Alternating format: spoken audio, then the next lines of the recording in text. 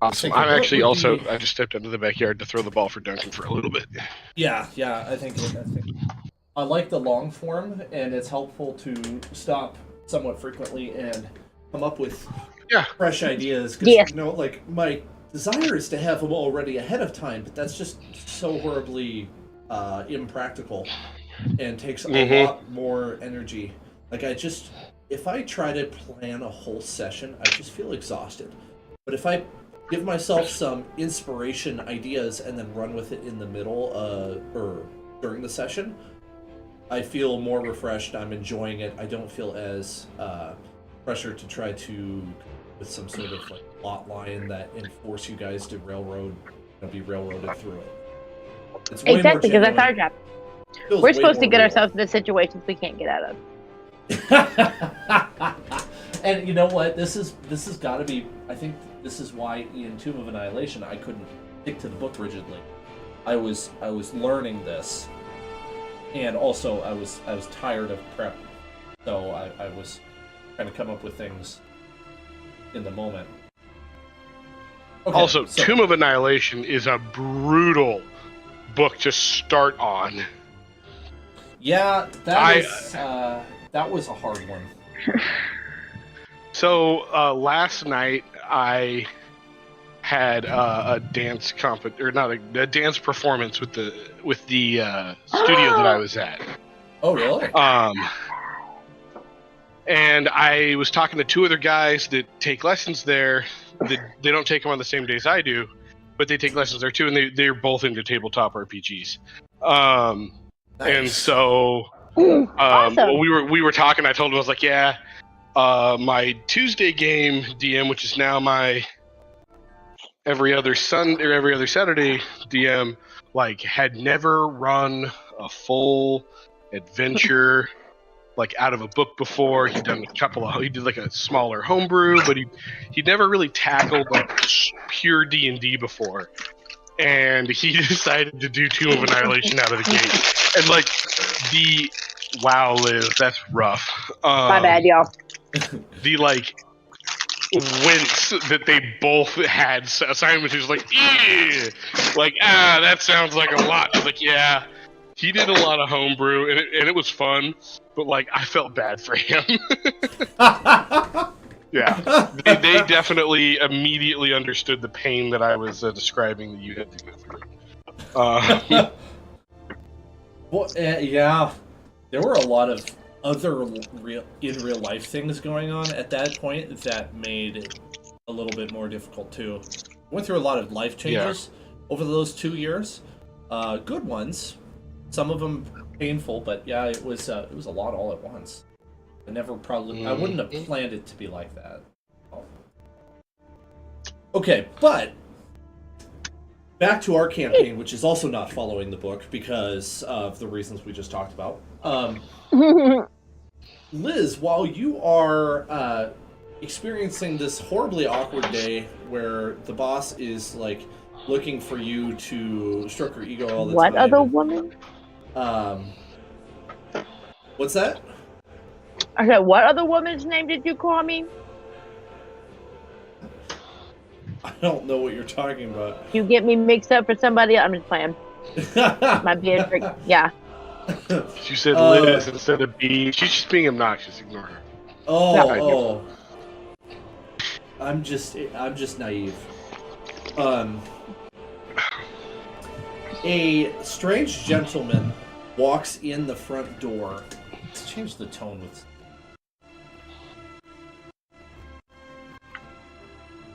Okay. This is going to be a very sudden shift in mood. Goes from being like a good, pretty decent day to all of a sudden you can sense there is something very wrong about this person that walks in. He comes in. Is homegirl at the counter? Yes. And when he walks up to the door, which does have a glass pane in it, she sees him, and you see her skin like goes pale, and like a look of icy terror comes across her eyes. Like, oh, I'm gonna let him walk in, but then as he walks in, I'm gonna stand up behind him, so I'm between him and the front door. She gestures to you like, no, leave him alone, leave him alone. I sit back down then? Yep. He wants you to keep your distance from him. This is like one of those situations where like the guard can't help, even though the guard might want to. I'm not taking my eyes off either of them though. I'm gonna still sit there and watch the whole thing. What languages do you speak, Liz, or understand? Common, Elvish, and Goblin. Okay. You can't see the face of this individual, and you can't understand what he is saying, but the sounds that are coming out of his mouth sound unearthly, and you can tell that Velatha can understand what he's saying to her. She nods in acknowledgement to what he says. She doesn't speak.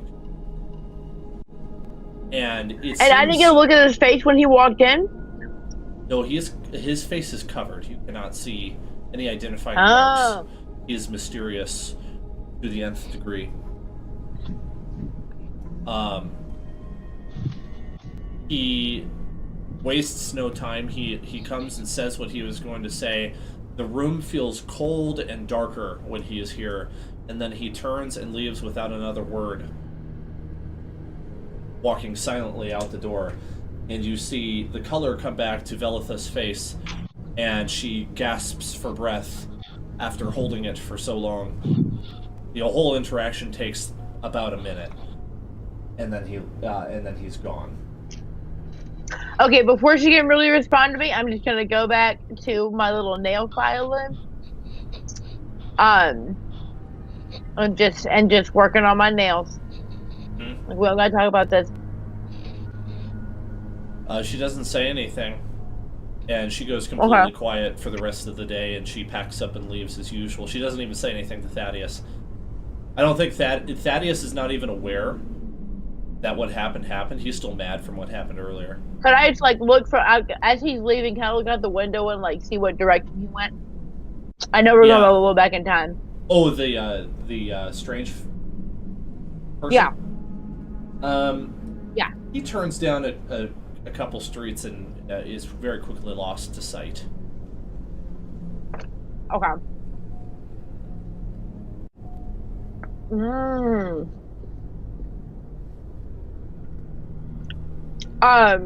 Yeah, we're gonna tuck that one right away for the rest of the day.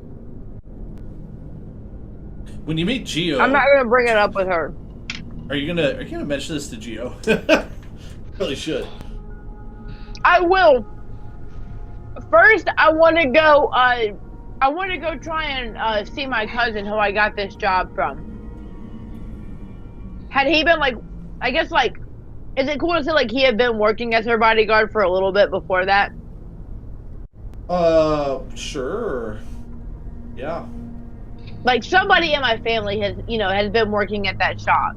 Mm-hmm. Yeah. And I want to go see if he's ever seen any of them come in before. When you bring it up with him, he mentions that he saw it once before, and it was like he had met death itself. Yeah, have you ever heard that language before? Do you think I would know, because I think I would, but, what do you think I would know, what it, infernal, sounds like, right? I know what Japanese sounds like, I don't know it. Which one did you say? Infernal, or any other, I don't know, yeah. Yeah. This is, you know how people do stereotypical accents. This is what people would think of as infernal, just like you were saying. Okay. That was the one he was speaking. Actually, it's just your character doesn't understand it. Yep. Yeah. But only once before. Okay. That's crazy. All right, man. Hey, I gotta go. I got some other errands to run. Hey. I bought this new place. Me and some friends are running it, and I tell them to come hit us up at the haunted tavern. Tankard. Tankard, yes. He says, "We'll do Don't get on that guy's bad side. Yeah, no, I'm not gonna get on any of its side. I'm gonna stay out of its way. I'm not gonna get close to any of its side. He says, this is why I don't work there anymore. And Velatha must answer to somebody very powerful if that man can show up and terrify her so. Hey, she pays good. I'll fill you more in about what I'm doing when I can. I don't want to jinx myself. You know what I'm saying? Mm-hmm. I've got my reasons for being there. I won't get in over my head though. Thanks for the heads up, man.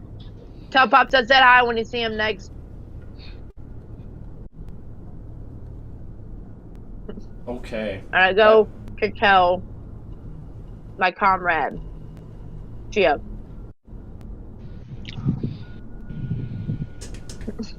Wait, you two. Go ahead. Gio. Oh my god. What? So it's been a little bit boring, you know, after the whole confrontation about the stealing of the gold and all that. Did she find the gold? No, some other crazy good stuff happened, Gio. This is very serious, though. And I tell him, this guy, he came in. I assume he was a guy. I don't know. It was a being in big Grim Reaper clothes. And they came in. Gio, I know you don't believe in superstitions and nothing, but the room went cold. Swear to the gods. Room went cold. And then he talked in this, like, infernal, you know, the people that I make up some, like, horribly, not intending to be racist, but, like, horribly informed, infernal. I don't think you can be racist towards demons. It's okay. You can be racist toward demons. Nobody can.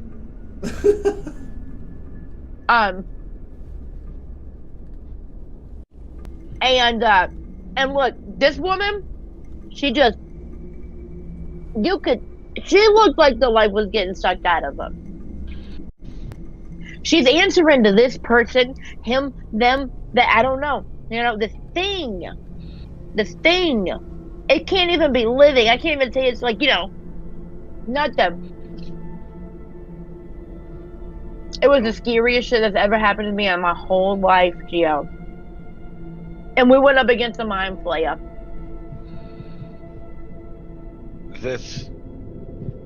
I think you might have your priorities messed up then.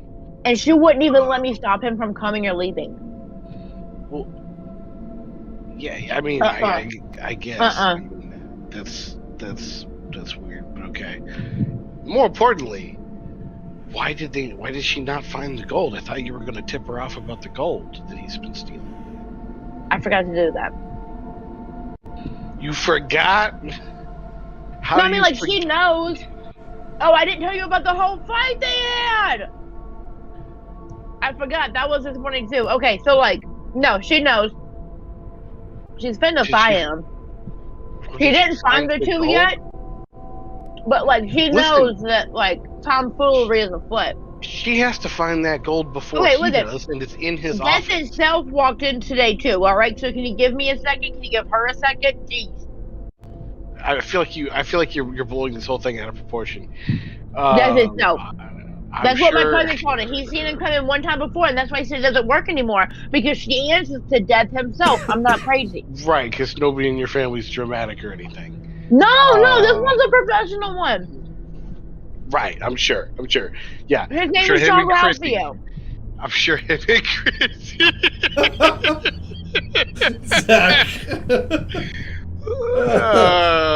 That's fantastic, Liz. He's not suspicious at all.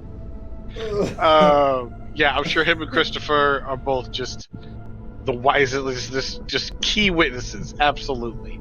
No, not Christopher, but this one is. Okay, you know what? Whatever. Don't trust me on nothing. I'm sure he was scary.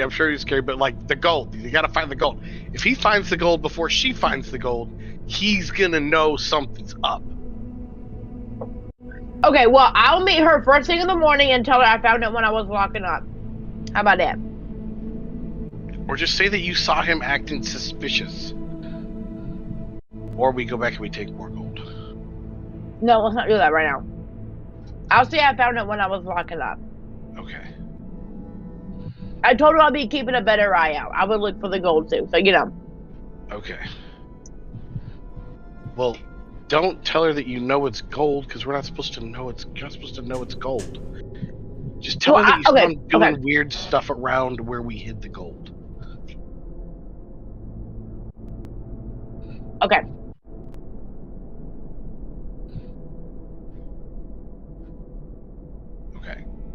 Okay. You're not gonna forget? Nope. Pinky promise. You sure? Yeah. Okay, this is a very vital part of the plan. Death itself, Geo. Okay. Okay. I'm just saying, this is a very vital part of the plan. I know. This is kind of key.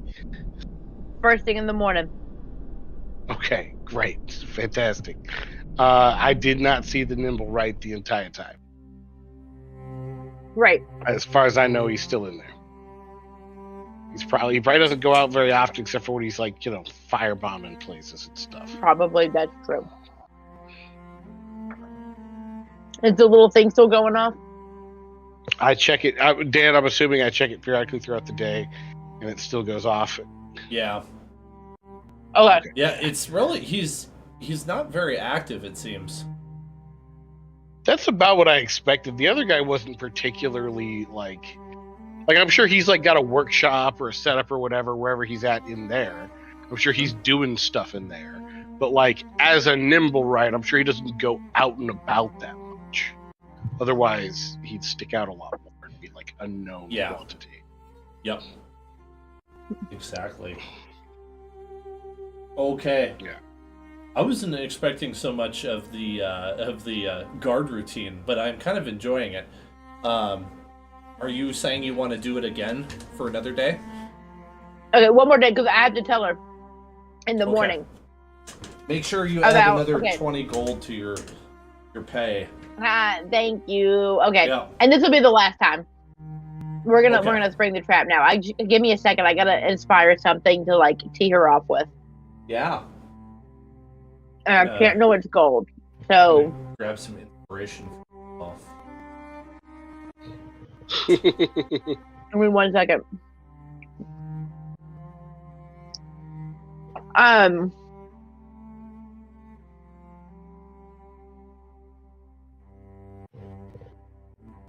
Hey, before we open up, let me talk to you real quick. Before we go inside. And we'll be at the front. We're like, hey. So, I told you I'd be keeping an eye out. I noticed he obviously didn't go out as many smoke breaks yesterday. I think you might have overheard us on accident. But anyways, so you left before he did last night because I was here for another extra 20, 30 minutes, and I don't mind. That's fine. I'm not complaining about it. I don't want nothing extra. I'm just saying, he was here for a good bit after you left last night, and everything seemed normal. I'm not gonna be that person though. It's not my to be walking up into his office, being all weird and stuff. Okay. But I told you I was gonna keep an extra eye out. I know all that went down the other day. I wanted you to be the one to know because, we had this conversation. So, yeah. Do it that way you will. What are you saying? Was that normally he's out of here at the same time you are, if not a little bit before, usually I don't know if you noticed, and that's fine if you don't, or if you're cool with him, but he's usually leaving 45 minutes before you do. You're killing me, Liz. I don't know how to do this. It's simple. You say, I saw him acting suspicious in his office around around that certain bookcase. Around that certain bookcase, and around his one side of his desk. You just gotta What was he doing? What kind of objects did he have? What did you see? I don't know. It was just he was rearranging the whole area, right after y'all had that conversation for the rest of the day. Full feng shui mode. Show me. I don't. Okay, I'll walk back. And I guess he's not there yet. Yeah, he's not there. And it's this half of the office. I'm not standing in there with him. Over here? She points to the desk. Yeah. Okay, she starts opening drawers one at a time. Nothing here, nothing here. This one's heavy. She pulls it. There's the 2 bars you laid there. And she stomps her feet angrily. God. And she grabs the 2 bars. And, no wonder you're rearranging. You grabbed ones from the back and the bottom, right? Yeah. Something like that. So these are Xanathar ingots that you stuck in his desk. Yeah. That makes sense. What is that on there? Is that in one of our vendors? That's a cool logo. I like that. I think yes, it is. Of that. Thaddeus is not allowed in here. He's not allowed in the shop. Do not let him enter. I don't care what you have to do. Oh. Okay. Okay. Please go back to the front. Make sure he does not enter. Yes, ma'am. And I walk to the front. The door shuts behind her, and you hear a muffled yell in anger. And several things get thrown at the wall, and you hear a little bit of breaking glass. Oh, I wish Gio was here. Yeah, she throws a full-blown temper tantrum in the room after you leave. Let it out, girl. She comes out. She's definitely not as clean and put together as she was when you first saw her today. She like messing with her hair, and she gets back into where she goes and acts like nothing. I just give her a little wink, and I go about my day.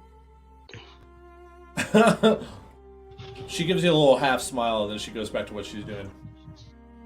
And Thaddeus shows up at the door after about an hour of the place being open, and he reaches for the door. Hey, so look, my job's my job. You're not getting past here today. I don't. What? I'm sure I can go get God, what's her name? I can go get Velatha. I'm gonna need you to stay in the row though. Get off the steps, back up. I will have you fired. Let me in. Okay, no. You can have me fired from the street. It's her orders. She's the one that told me I can't let you in. I love that. I'm gonna use that if I ever get threatened. You can fire me from the street. Right. You can fire me from over there. It's fine. You can fire me all you want. Doesn't matter. I'm still not letting you in. Right, I don't, yeah. Don't you understand? Understand what? I must go in. Get out of my way. You mustn't go in buddy. Because she said you mustn't go in. She said you weren't allowed in. You are mistaken. She didn't say nobody. She said, I'm not. Velatha! Velatha! Where are you? Let me in! And he starts pounding on the door that's locked. And I'm gonna do that thing where you put your hand in the middle of their chest and just push them back. Okay, well we're not gonna do that. Like I said, we're gonna get off the stairs. I full bouncer mode, right? You're gonna back up, not matching energies. It's not gonna be a problem. Let's do it. There's not gonna be a fight. Check. You're just gonna go. Or persuasion, whatever you prefer. What or persuasion? Intimidation. Or persuasion. Yeah. Do you think she could get advantage on an intimidation check given that she has a license to kill people? Right, how do I have a -1 to my intimidation, but a +1 in proficiency to my persuasion?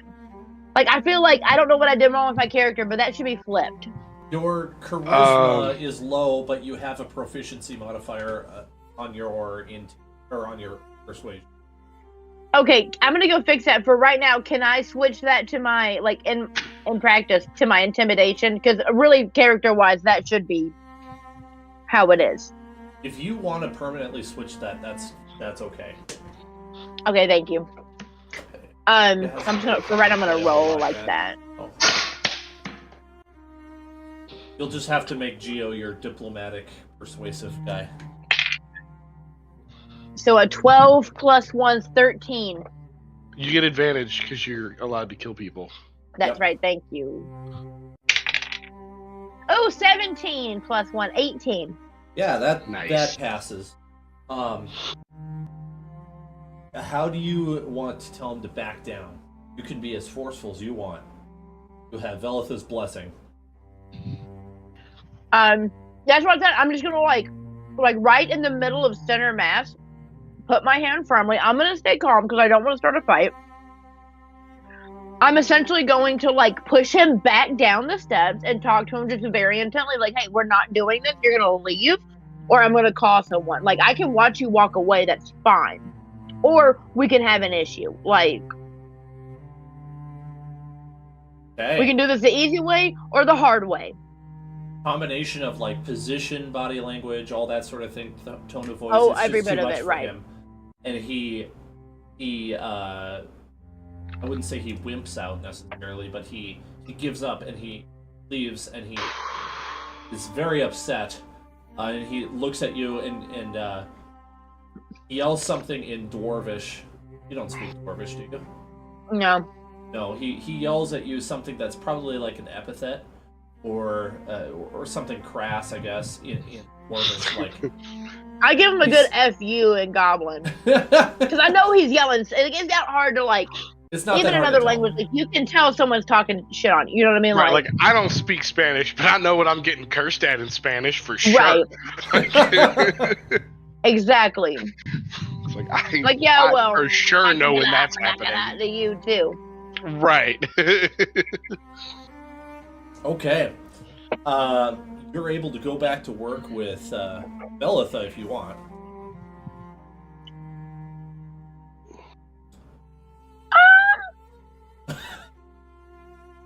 I mean, obviously, I'll finish out the day. Okay. So she thanks you. Like Velatha, though, we profusely. haven't talked. I know this is a terrible time. I got up. Look, some family stuff came up.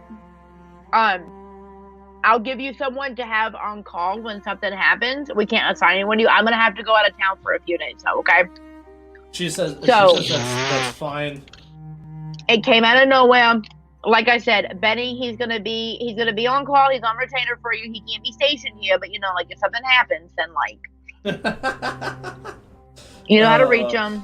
She loves you. You're her favorite person in the world. She just listens to everything you say. I know, because I'm charming like that. Like, we all have these little stone things. I don't know. I've heard about them in other D&D games. I probably should have been harsher with, but she likes you, so she will let you. It's because I'm cute. Part of the way she lets you get away with it is she gives you a gold necklace, just a plain chain. She's like, "Here you go. Thank you for all you've done." And she's just like. Should I be leery of this gift? Can I do an insight check? You could if you want, yeah. Why you'd be leery of it? I don't know, like, is she trying to buy favors? Right, like to me, no, like that's why people do this. Like you would never do like a kind deed for a mobster's family member, like not even their kid. You know what I mean? Like yeah. No, you wouldn't. Well, she so is. Yeah, I'm gonna roll insight. Okay, she's being genuine. Ignore that roll. I didn't mean it like that. She's being genuine, though. Okay. And some people are just like that.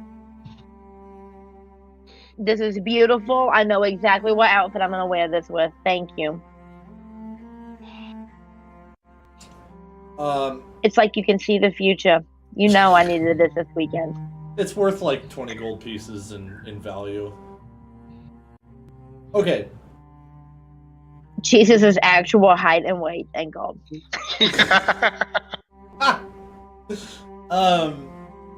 Okay. Let's say you go back. I gotta include Zach a little more now at this point. I'm gonna go back to Zach here. Yeah, sorry. We can fast forward to the end of the day. No apologizing. This is what we knew was gonna happen, right? Yeah, I'm good with it. Zach, you at one point noticed that the Nimblewright does leave that building and goes a different direction. It goes kind of towards Troll Skull Alley. Oh, really? Okay, I'm definitely following him then. Okay. Do you want to stealth roll? Yeah. Advantage. Middle of the day. Middle of the day, crowded streets. I know what I'm doing. I rolled a 7, and then I rolled a natural 20 with a stealth check. That's a 27, my guy. Nice. Okay, he doesn't notice you. Oh, no, sorry, 25. And you follow it all the way up to Troll Skull Alley where the original crime happened. And it's super focused on him now, for sure. Sort of staying close to the wall, trying to avoid attention. It's looking around. At one point, it looks behind you, and you have enough reaction time that you could kind of duck out of sight if you. Definitely, yeah. Okay. I do not want to be turn my back so it looks like I'm walking the other direction. You know what I mean? Yep. Yeah. It works.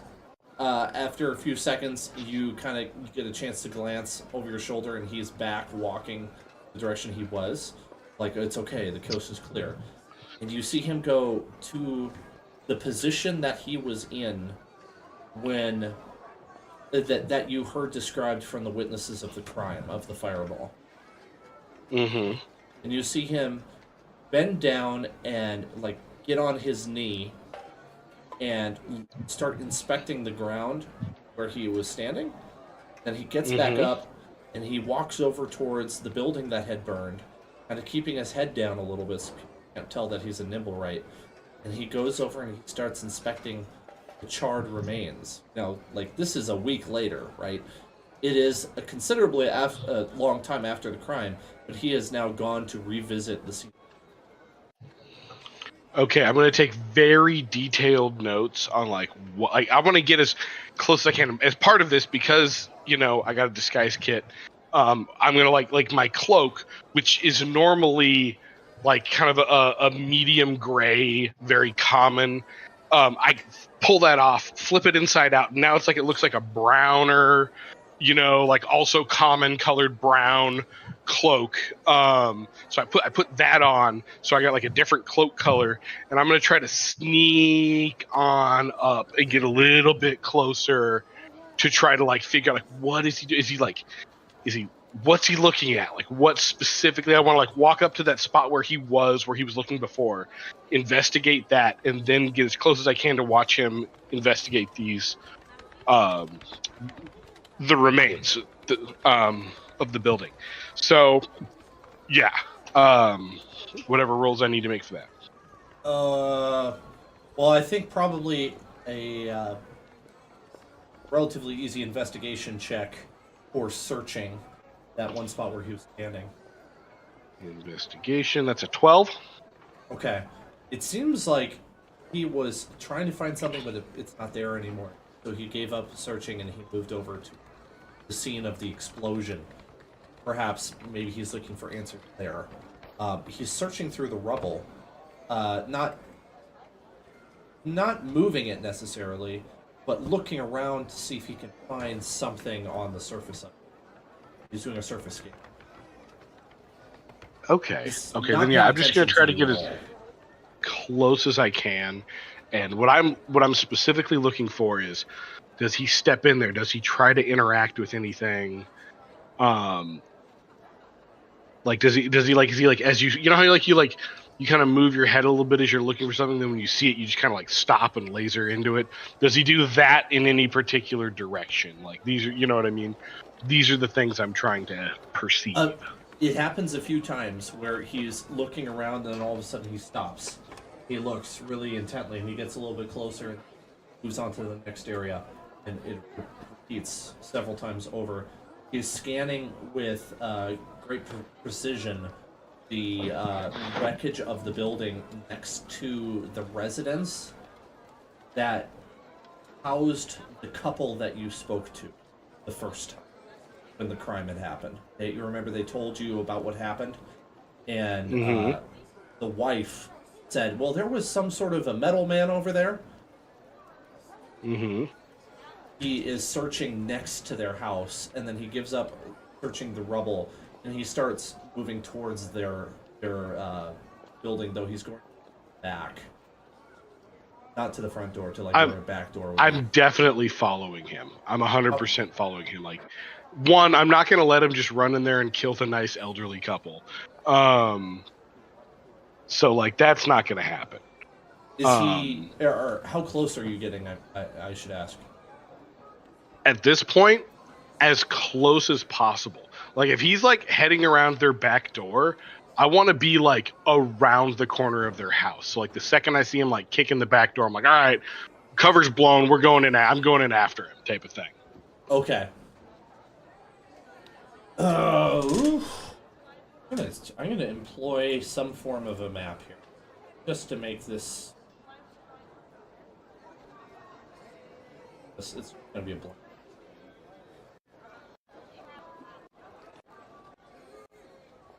Okay.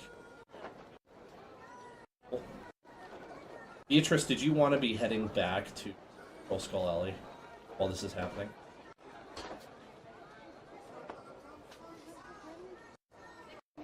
Yes.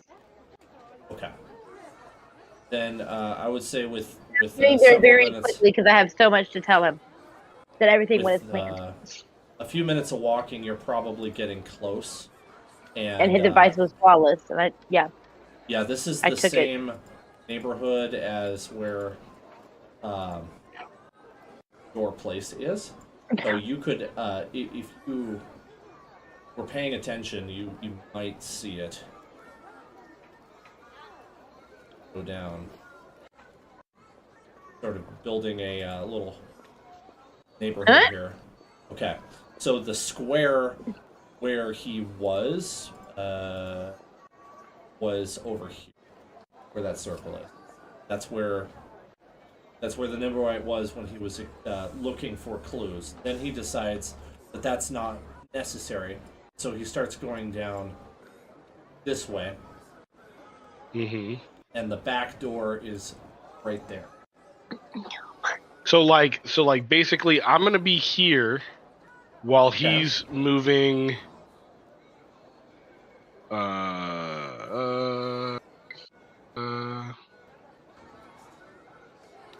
While he's moving that way, I'm gonna be there, and then as soon as he rounds the corner, I'm gonna immediately bum rush right up to the corner and wait and listen, because if I already cased the place myself, so I know where the back door to their house is because we investigated this whole alley. So I know that if he's about to kick in the back door and I am waiting here-ish, then it's not gonna I'm gonna hear him the second he kicks the back door. Then I can charge in with a dagger and try to take him. Okay, sounds good. He does as you're expecting, and he rounds the corner. Are you going for speed or stealth here? Or are you trying to do a little of both? At this point, I'm still trying to stay hidden, but I'm moving with a purpose. I'm pretty sure he's about to kick in this back door, and then we're gonna drop. And then I'm gonna sneak attack him, anyways. But yeah, but I still want to be able to get the drop on him. But I'm not messing around. I'm not gonna let him charge in there and kill the nice elderly couple. Okay. All right. I guess 5, 10, 40. Okay, let's roll initiative and do this in an initiative order because he's not gonna have enough time to react. I gotta have something. We'll bring in our tokens. Am I there yet? And if so, what direction am I coming from? You are definitely not there. I don't think you're there yet, Liz. Sorry. You're working. She's on her way back from work, I think. Oh, okay. Oh, okay. But so this is a little bit later in the day. I thought this was middle of the day. I'm gonna go with later in the day. Yeah. Okay. And I'm just gonna grab this thug. I don't think I did one. Okay, Beatrice, I'll give it like 2 initiative. I'm into area, but you probably won't know. What I'm just curious for when I do jump in. What direction will I be coming from? That direction? I think so. Where I am now. Okay, cool. You wouldn't really have a great idea, or any idea at all, actually, of what's going on unless somebody said something. I'm sure I'll hear something going on. Yeah, you upstairs. might hear something if you're very perceptive. I might do a perception check for you. If Geodur is loud enough. Yes, let's add him. Add a turn. Add a turn. Okay. Oh. We'll give you top of the order. For starting things off. It doesn't matter. With so few opponents, I don't have to roll for it. Okay. You use up your movement speed. I'm going to do a perception check here against your stealth. So I'll need you to make a stealth check. Nimble right can find. Okay. 15. Okay. Rolled a 15, but it's a +0 to his perceptions. So I'm gonna go with that's high enough. I'll go with meets it beats it for players, but I don't know if that's just a thing. That's usually I do the same thing usually. Okay. Like if the players tie and I don't have a really good reason for it to go in the monster's direction, I usually give it to the player. I like that approach. That's why I do it that way. Makes it more fun. Yeah, same. Just like unless I have a really good reason for the monster to win, then nah. It's just more fun. I heard a while ago, I can't remember which DM it was, but somebody said like, hey, if you don't have a good or a skill check to fail, then don't ask for a skill check, and that's like good. That's good advice, because if you can get to the point where it's absurd, where you're telling somebody to like, okay, roll an acrobatics check to see you sit in the chair properly. Like that's absurd. Right. Like there's like no reasonable way for me to fail at this. Like, yes, like people do miss the chair every once in a while. We've all done it a handful of times in our lives. But like, yeah, unless my character is also drunk, like, no, we should never be testing my ability to sit in a chair, not with a D20 roll. Like, I'm gonna grab 2 more tokens. My next character roll me a D100. Roll me a D100, and if you get a 1, you miss the chair. That would be fine. Like, I would accept that if you were like really, if that was critical. My next character is gonna have cerebral palsy, so every time they have to sit at the tavern stools. Like, all right, your next character is gonna be mocked heavily by my next character. Like roll acrobatics for getting up on the stool. It's gonna be a wizard. So I have to move around the battlefield. Got this prepared. I saw a picture, and it was of a centaur. And he had fake human legs and a fake horse head attached to him. So he was like trying to disguise himself as a guy on horseback. So he had like fake human legs, like pants that were like stuffed full of straw or whatever, like hanging off the side, off like his hips, and then he had like a stuffed like burlap sacks like horse head that he like was like hanging off like his like neck like a that's like funny. And it attached to like his chest, and it was like that is hilarious. And it was like, you know, sometimes your stealth checks need to be creative. And I was like, yeah, I like that. That's brilliant. I never would have thought of that. Oh, okay. All right. Nimblewright goes in the building, and it only gets a couple steps in, and he's not moving his full movements. Very stealthy, right? So this is your chance. As your turn comes up, Gio, what do you do?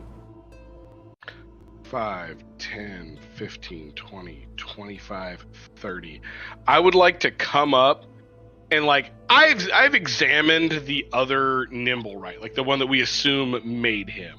Yeah. So like I've looked at him pretty closely, and like from a fighting standpoint, I kind of like have an idea of where I think a particularly disabling blow is going to land. Like I'm not trying to like destroy this thing. I would like to like incapacitate it. You know what I mean? So like whether it's like I take my dagger and I just like jam it into like the hip area, and it like stops his like legs from being able to move as like the gears catch or something like that.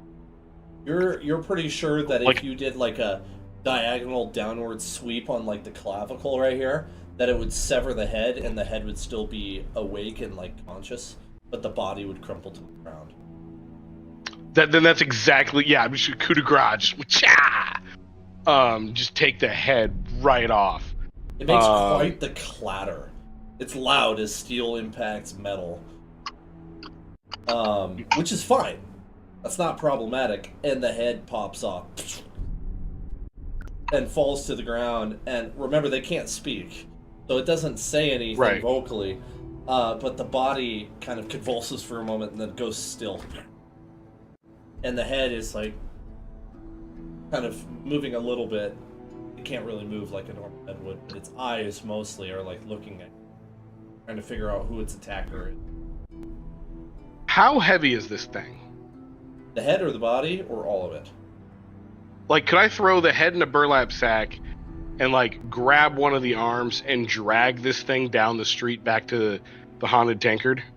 I would say it would be, well, yeah, the haunted tankard is not very far away. You could try. People are gonna see. I'm fine with that. Like I you know, anybody who stops them, like, hey, like Adventurers Guild business, working with the guard. You know, I'll pull out my adventurer name tag and be like, Adventurers business, on a contract for the guard. Nothing to see here, you know, which is all very true. Like I just stopped a terrorist attack. I stopped an assassination. Like I am the good guy here. I am not afraid of consequences. I can't remember your race. You're not halfling anymore. Half elf. Half elf. Okay. Yeah. You could drag him. It's gonna take a little bit of time, and Beatrice will see you as you do it. It's like 250 pounds. You want me to do an athletics check? Sure, to see how quickly. Okay. That's not fantastic. That is an 11 for a 10. So I got a 10 on that athletics check. Oh my god! Oh my god, what are you doing? I thought you were a bum! Yep, you're here now, Beatrice. Okay, B. Gio. Okay, so I started following him, right? He left, I followed him, he didn't see me. I was the knight. I was a ghost. Good. You've learned well from me. I'm glad you've been watching. Don't even stop. Been hoping girl. so. Don't even I stop. would hoping you. I thought you haven't, but I'm glad. Don't even start that. Don't even start. Okay. Making an impact. We both know that's nonsense. Okay, we can both admit that we both know that that's nonsense. But and we can say whatever we want. It's okay. Good. I'm glad you also agree that was nonsense. Anyways, so I track him. He goes back to the scene of the crime. He's clearly investigating, and then he starts. Remember that nice older couple that gave us all the information about the witnesses? He was not going after them. He did. He went to kick in the back door. I assume for the first verses. In hell. Well, here's the thing. His head, I think, is still working. I got it in his sack here. The rest of the body, I figure, you know, I don't know. We bring it back.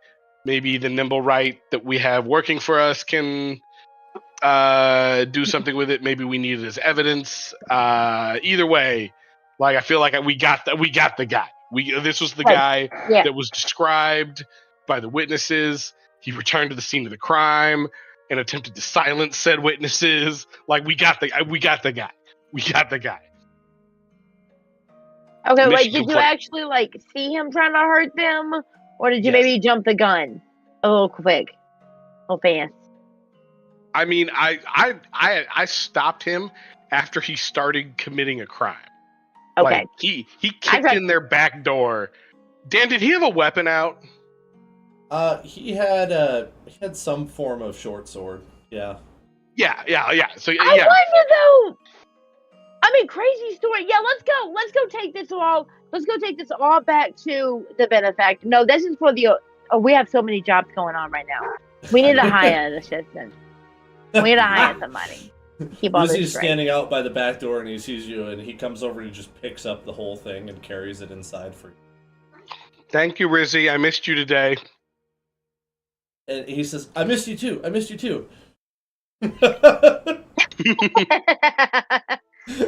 Spot on, Dan. Spot on. Almost like you know my brother. A little bit.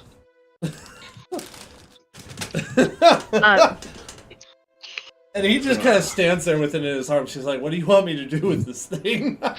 Yeah, let's just take it inside. Keep the head away from the body. I don't know how these things work. I don't know if they just go back together later on their own. I don't know. But I'm not looking to find out either.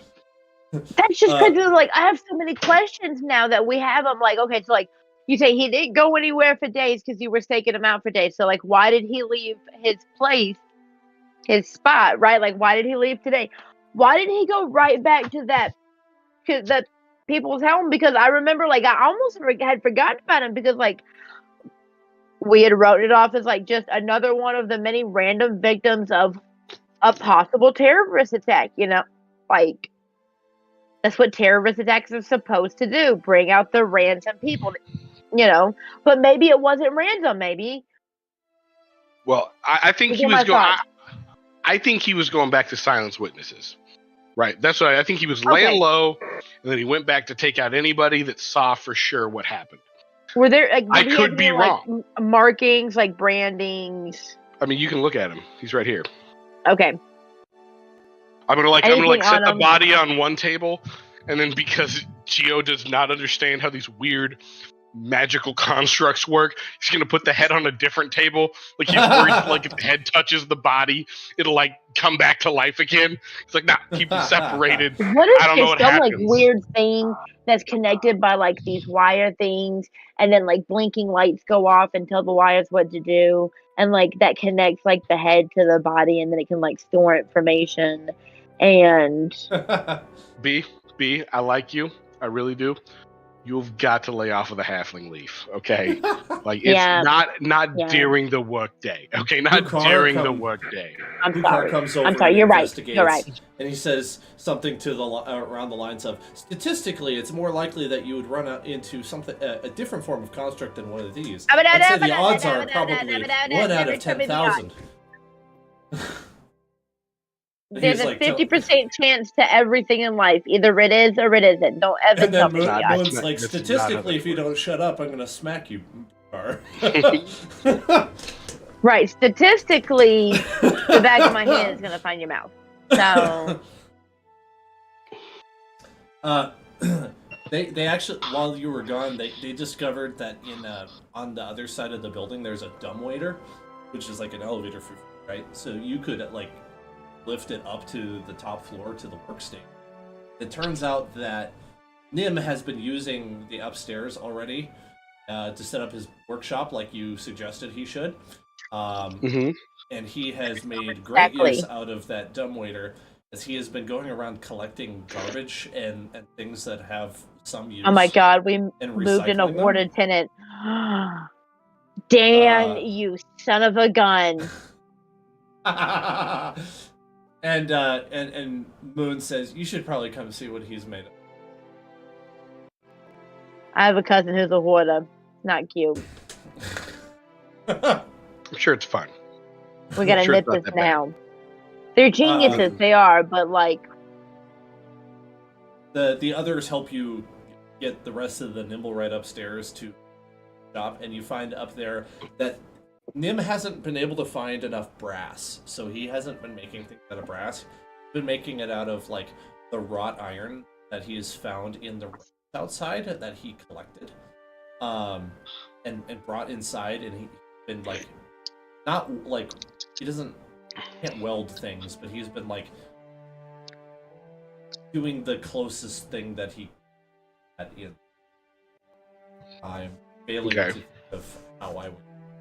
He built a little spider out of a bunch of broken iron like stakes that he found, and it's like you can hear it downstairs as it's walking on the floor, walking around, doing things. It's got a bit of a limp as one of the legs is, and he's only got 7 legs. And Nim sees you coming, and he gets really excited and rolls over quite quickly to investigate the body of his broken Nimblewright that he built. And he grabs a pen and a piece of paper, and he writes out, "Thank you for returning my creation to me. I hope you're not going to bring it back to the House of Inspired Hands." No, we're not going to bring it back to the House of Inspired Hands. We may need to take it to the guard. It for sure did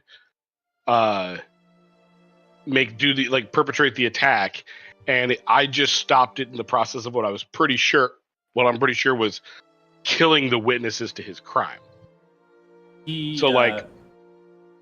While you're talking, because you can keep talking if you want, but while you're doing that, he reaches down and he interfaces his hand with the skull. Continues listening to what you're saying.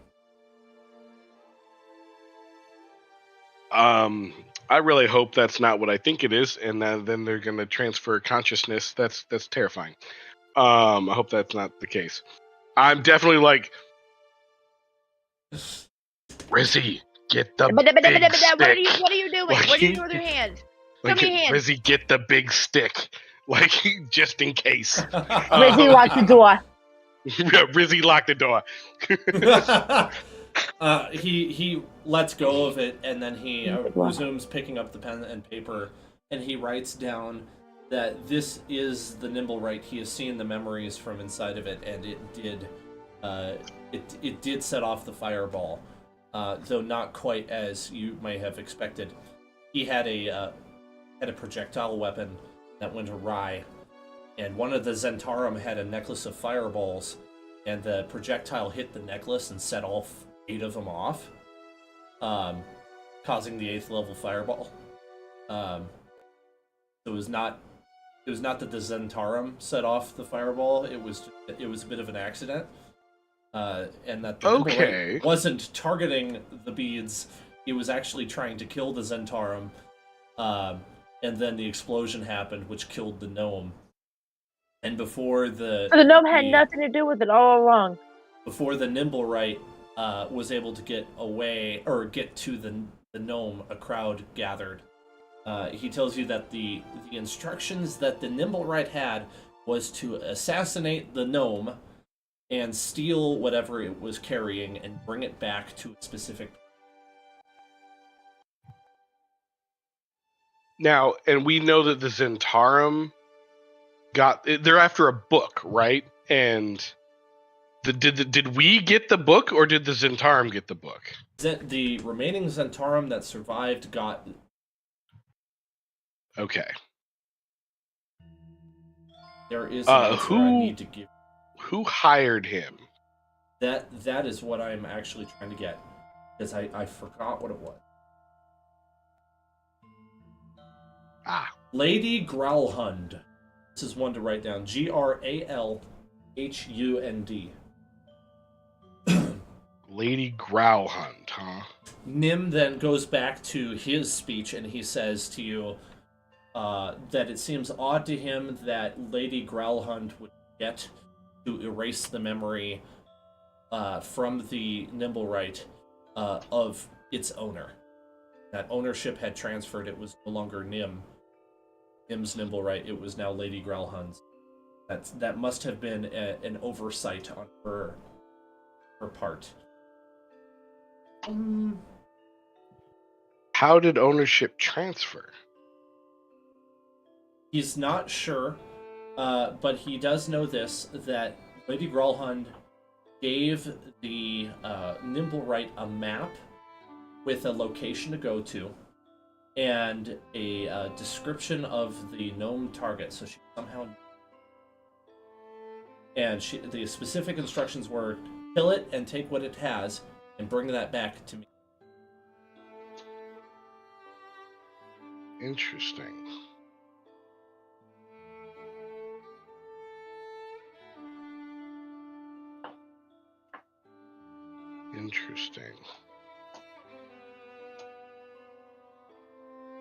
Well, Nim, what can you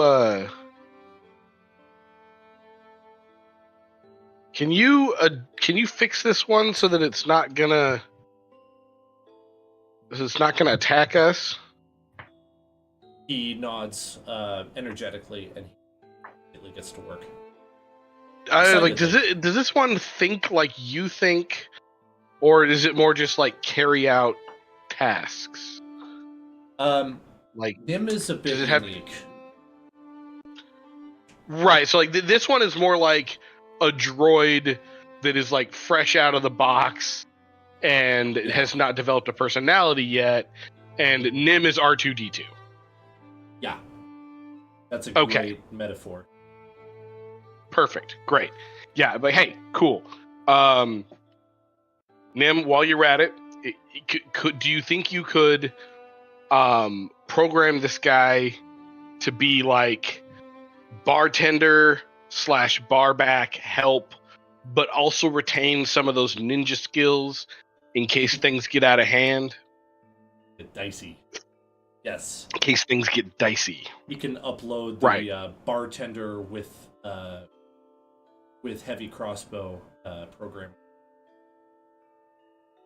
I like this. We're just gonna have one under the bar, locked, cocked, and ready to go. Yeah, it's like the some whole shotgun 70s saloon. like, yeah, yes, exactly. Yes. That's what I was going for with Durnan in the first session when he gets out the crossbow. He's like, enough. That's what I was going for.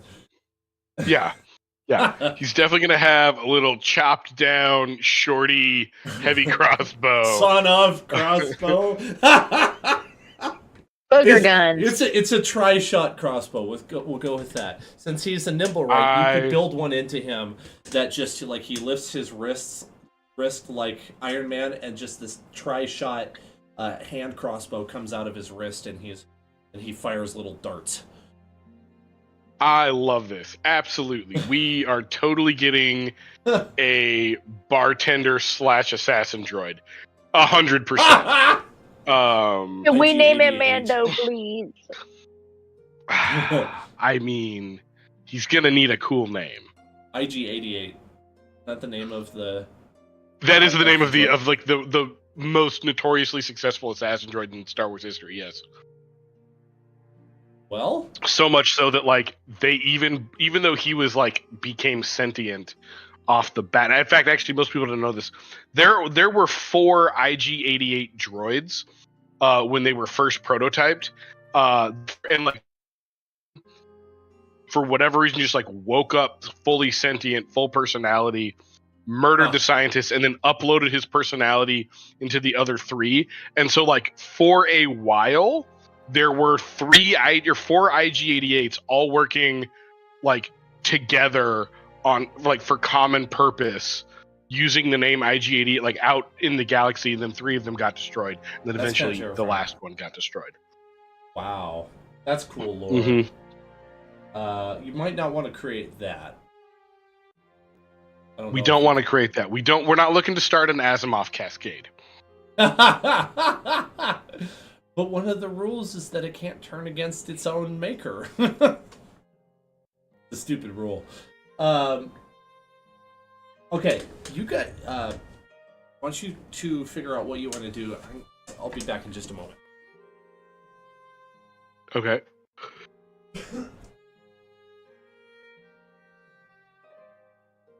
Liz? Yes. Okay, here's the thing. Now that Dan's not here, I think this Nimblewright, our bartender / assassin droid, is also going to be first mate on absolutely. our airship. Right, okay, same absolutely. page? And it's going to be integral in the attaining of the airship as well. I mean, this is obviously our muscle, right? So, like... I'm just saying, this is the first mate for Nimblewright airship crew. I don't know about... Let's see how his sentience goes. How's about, like, head maintenance person? So here's the thing. Or, like, head we definitely got to shape its personality a little bit as we... There are guns, you know? Treat it good. Treat him good. Be cool with him. You know, so he develops that good opinion of us as he develops a personality like Nim does. Or maybe he never does. Maybe he never does, and he's just like the head of the Nimblewrights, just like the leader of the Nimblewright crew. But like, yeah. That also, I just had inspiration, so I need to talk to Dur. I need to talk to your other personality real quick. Yes? These business opportunities. So my family runs security for House Erlingstar, who is they're over ship, this shipbuilding and caravans, right? You'll probably hire some of them, do like overland travel and stuff like that.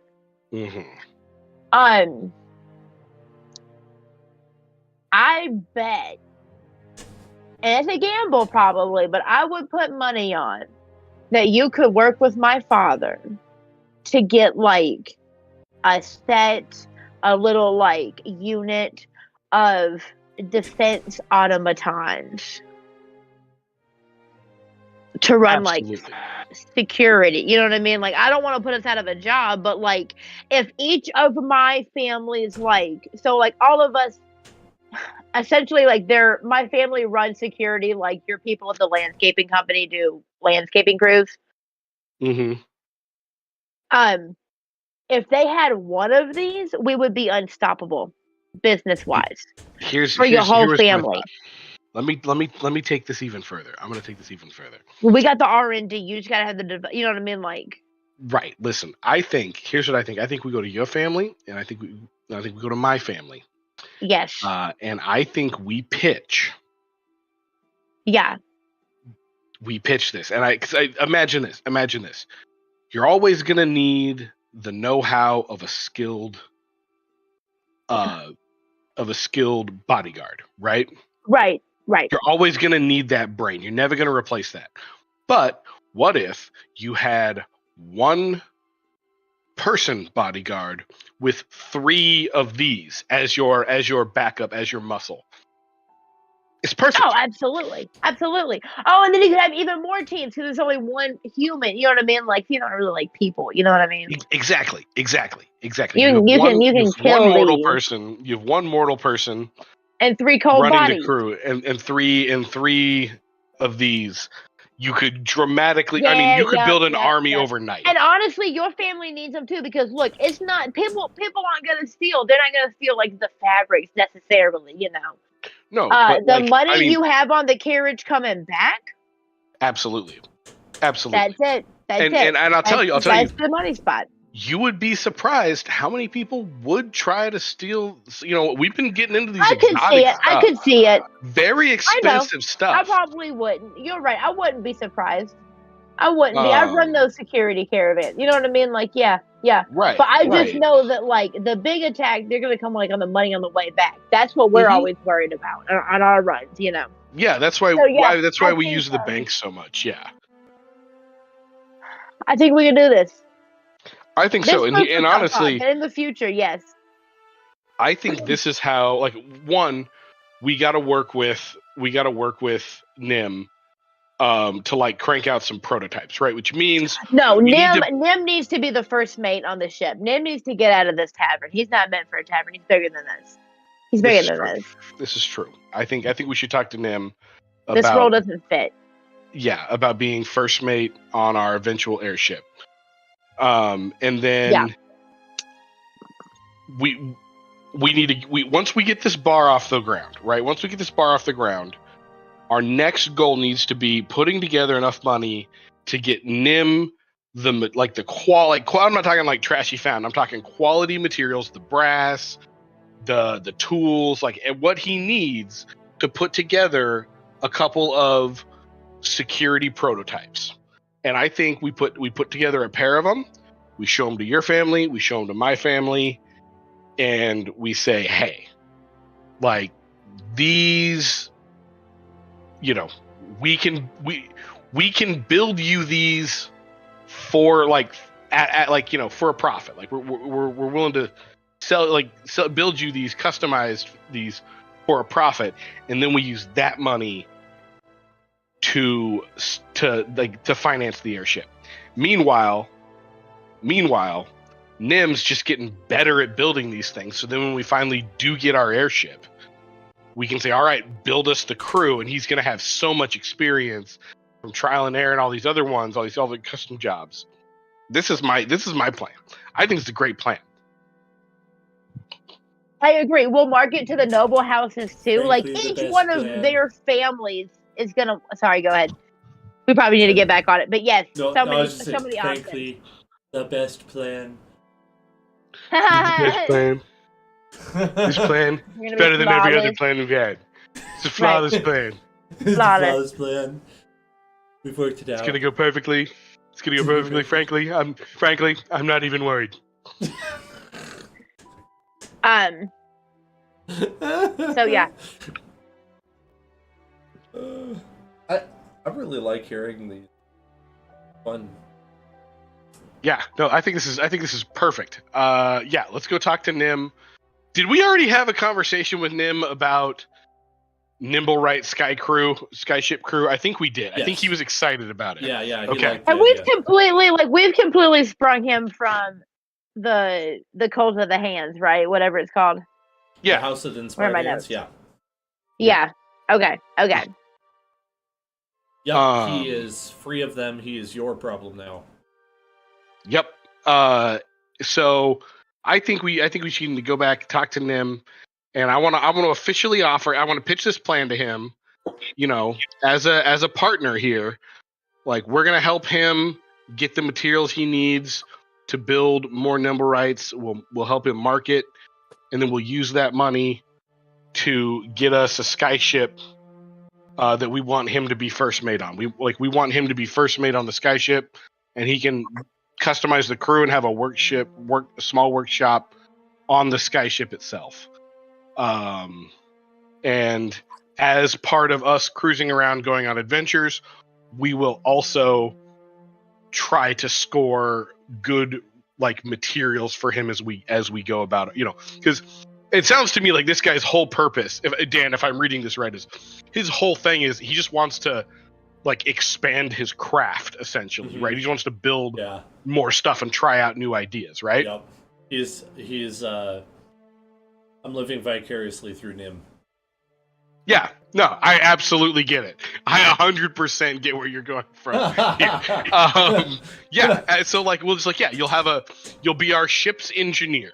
You'll have your own workshop, and as we're cruising about, we'll be able to we'll have access to a wider variety of resources and information and experts as we travel around, and we will work with you to prioritize your projects and materials that you need as we go about our adventures. He loves the idea. The more tools and resources you can get him, the better stuff he can make. Just keep exactly. Bring it to him. If you end up trusting him enough, you could give him a stipend, and he could go to the market and buy things himself.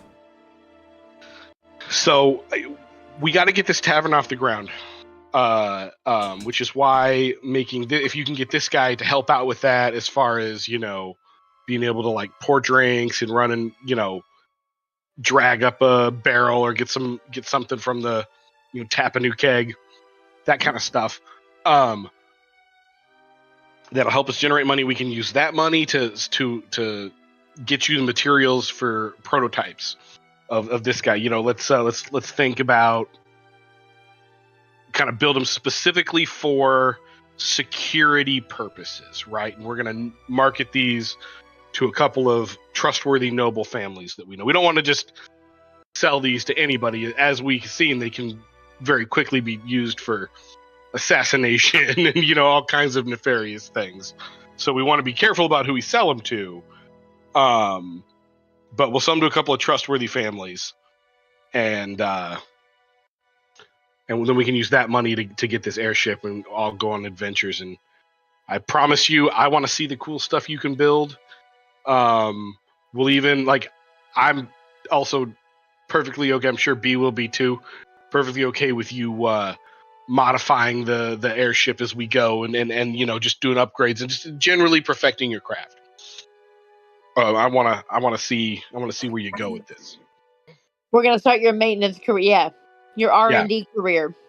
Right, and you just have a travel. You can have a traveling workshop on this airship, and it'll be a blast. He thoroughly. So we're only in the tavern for a little. He's excited about the idea of a new and improved workshop in the future, and the ability to build bigger things. Mm-hmm. Access to lots of resources, special tooling. He could do a lot. Well, start putting together a wish list, like a needs and a wants, and once we get positive cash flow from the tavern, we'll start diverting that towards, or at least some of that towards, getting you the stuff you need to make your prototypes. And then, trust me, once we start selling the fully completed versions, money's not going to be much of a problem at that point. These things are going to fly off the shelves. I think the trustworthy people that we're willing to sell to are going to buy as many as they absolutely can. And I think we'll be able to command a high price. So I think once we get that started, along with, or if we find this treasure that may or may not be in the city, I would say get your list ready, materials, tools, because I think we're going to have a fantastic partnership. And I look forward to this. Your new name is Geo Tony Stark. You know what? I'll accept it.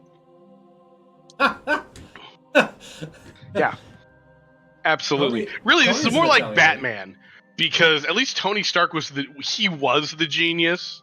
Yeah. You know what I mean? Yeah.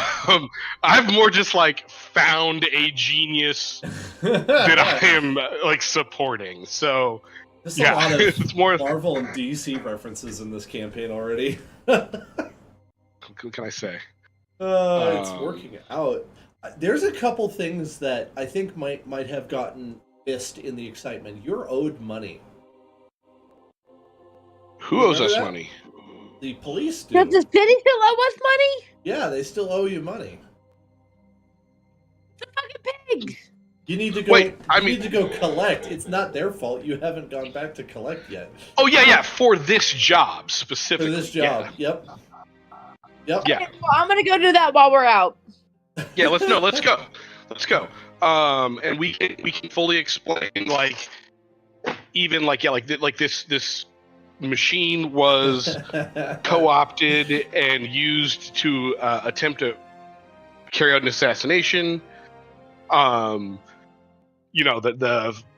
mix up with the firebolt necklace. We have the necklace, we can show them this was it hit this, detonated a bunch of fireballs. This is an accident, but so and the Xanathar Guild was both tried to assassinate and rob that gnome. So basically let's go turn that in. Talk to I'm gonna say it's the next day when you do that, because they would be closed. It's late. Yeah. The next day, you make your way down to the city guard. That was who. Yeah, go ahead. Oh, so also I want to square up, get one of those gold bars. Maybe cut it up into chunks so it's not super clear. So it's not just handing over a bar that has the Xanathar Guild stamp on it. Like, you know, like we'll cut it up. Let's while we're out, we'll try to unload these chunks of gold in a couple of different places and get launder it ourselves. Get that into coinage. Put it into denominations you can use. Right, yeah. Swap it for coins. You know, like go to the mint, swap it for coins. Or honestly, anybody with a forge, it's gold. It's pretty easy to melt. We can just melt it into smaller bars ourselves. Like we got to do something. We got to liquidate this cash so that we can get it to our bar manager and pay off the guy that I owe for the safe cracking kit. Then between that, but we're still going to have 400 gold left over. So between that and whatever we get, like we're going to have to split it out for the group. But I think we should also take a vote on how much of that we can throw towards NIMS projects. Okay, let's quick do a little thing at the watch then. So you get there, right? You're prepared to give them a report or something like that. Would you like to? Is that what you're gonna do? Yeah. We have all of the evidence. I'll even take the head of the nimble right. I'm gonna bring it back for Nim to finish, but take that as part of the evidence. Take the fireball and say, hey, we just give them the whole story. The nimble right that created it when it was able to check its mind magically somehow, and he said that this is the person that essentially stole it and reprogrammed it to carry out an assassination. The guards are impressed. They hand over to you 300 gold pieces as payment for your work. And talking about, you can while you're there. This is unrelated to what you're talking to him. Hear about a recent Zentarum attack that just happened in the North Ward. Sorry, in the Sea Ward. What? Near a particular place that you've been around recently. And really? Beatrice's ears probably perk up when she hears Velatha's delights is mentioned. And that the building was subject to a massive gang attack. From Xanathar's guild? Nope. From the other one that everyone's afraid of saying the name of. The who's? The Zentarum attacked Velatha's delights and basically stripped it of everything as a way, first of all, for Thaddeus to get his revenge, and secondly, so that the Zentarum could get a leg up on Xanathar by stealing all of his stuff. Ooh. All of that gold that would have been available is now in the hands of the shadow organization of the Assassin's Oh my Guild. god. You know what? We just need our money. I need to go check on my family right now, so I hate to cut this short. I'm sorry for the Irish goodbye, but Gio and I gotta go. We gotta go. Gio is thinking about money and realizes that he's owed 500 gold by the dragon-born priestess for killing the Nimblewright. Yo. You don't even have to bring it back. You just need to present evidence and they'll pay you. Perfect. Yep, absolutely. I'm doing that too. Okay, so what we need to do, rolling in the dough tonight. Ignore what happened in the Sea Ward. Hey, listen. You play with fire, you get burned. Okay. No. I don't know what to tell you. What if there's more? I don't know. Like, should we go tell the benefactor? I mean, we have to let him know what we know yet. I thought we had time, but no, this happens. We have to go talk to him right now. That's a good point. That's a good point. You If have we can that, make a too. stop on the way to and see the priestess. No, we gotta go stop and see the benefactor and then the priestess, dude. Fuck the priestess right now. We got to go, dude. Like, Okay. we have to prove ourselves to him. What if we missed our time? What if this was the whole point of all I did was to, I don't know, man. Let's go. We gotta talk to him real quick. Let's do it. You're right. Okay, It's too big. prioritize. It's fine. We can get the money later. Right, she's gonna be there. Swear to God. After this, we gotta go though. Come on. You know what? Okay. I'll send Rizzy to get the money. There we go. There Good we idea. go. Great idea. Nobody's gonna try and rob Rizzy. No. Too strong. Okay. He carries around a tree with a rock on it. Like, I mean, nobody wants to fight that guy. All right, we drop it with Rizzy, and then we gotta have his meeting. Time is of the essence. He speaks softly and carries a big stick. He does. He does both of those things. Very well. All right. Well, I'm guessing you're hightailing it to the benefactor now that you got this news. Get there, knock on the door, and Alfred comes to the door and speaks to you in his British posh accent that I can't replicate. What is it that you need? I can't explain. Let's show us the way, and I'll tell you as we go. Let's go. Yeah, we've had a very urgent development in the case that we come investigated. in right away. And he welcomes you in. He says, "Just the two of you?" Yeah. Yes, our compatriots are handling other aspects right now, but yes, we wanted to inform you immediately. I will get the benefactor for you. Moment. Leaves. You. Many irons in the fire. And he says, Alfred tells me that there is something of serious nature going on here. There are many things of serious nature. First off, we were coming to tell you this. I'm in such a frantic state right now because the Zentarum attack on the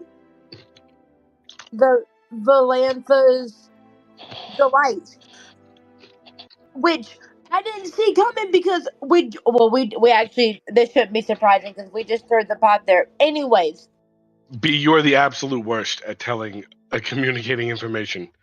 This is hard to hear. So you sent us there, right, to investigate this. You sent us there to investigate this, right? And I was hoping to have an audience with you calmly, but I didn't expect this to happen. Anyways, so I did. I worked there for a week. I dined. I wined. I found out things. That's what I did. Oh my God, B, stop. Just stop. Listen, here's the deal.